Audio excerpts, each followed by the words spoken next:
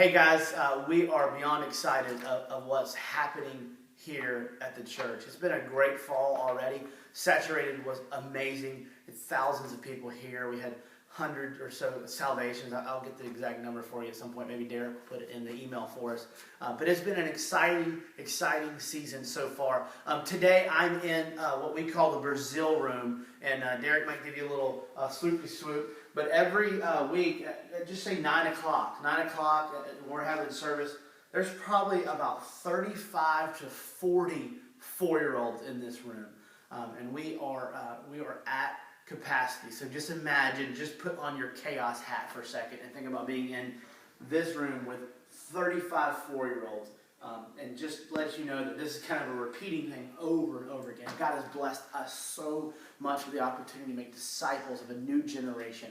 And so this weekend we're starting a series called Rescued from an Ordinary Life. I almost called it the wrong one, but that happens. Rescued from an Ordinary Life. And we're just going to walk through what does it look like to leave behind the ordinary, the mundane, the dreamless days, and move towards extraordinary. That God's given us passion, He's given us hope, He's given us dreams, He's given us this calling to do big things, to live a life that is worthy of the gospel. And so in the curriculum, I love where we're going. Our team has kind of taken us down and looking at the Great Commandment again, and that we're to go and make disciples. But the focal point of the curriculum is this. Not only are you supposed to go, but I want you to hear these two things. Number one, the command to go came from Jesus, who had all authority. So it's not an option to make disciples. It's command.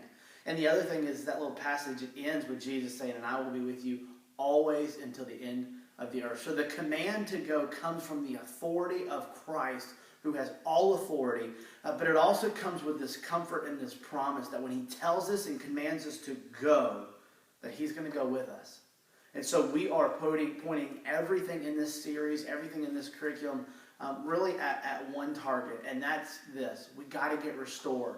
It's restore. We're still trying to finish raising some money. We're trying to get the back open. If you haven't gone back and looked at it, you should after service this weekend. Go back. There's this window that you can look back into construction. Our goal is to take this room that's got 35 4-year-olds and make room so we don't have to turn a family away. And so it would break my heart, and we get close and have had to do it several times. We've got to tell a 4-year-old, sorry, we're at capacity. And I know that it was rough to get here this morning, and you had to change clothes, and you get the kids ready, and you get them in the car, and you had to get breakfast, and you got here. We just don't want to be the church that puts barriers in the way, that says, hey, sorry, we don't have room. And so our 1 Degree Challenge this week, and I want you to really lean into your people, and I want you to make sure that you've asked yourself this question. But our 1 Degree Challenge this week is if God's commanded me to go, if God's comforted me with His presence, that He is going with me. I want our people praying this prayer. How am I going to play a part in Restore? I know that you've heard a lot about it from us, and you're going to hear a lot about it over and over and over again, because what we know is that God has called us to restore, to rebuild, and take an old Walmart and make it a place that 3-year-olds, 4-year-olds, 40-year-olds, 80-year-olds, all people would discover and deepen a relationship with Jesus. We're fired up. I want you guys to really aggressively attack this curriculum over the next month. And we love you and can't wait to see you this weekend. Bye.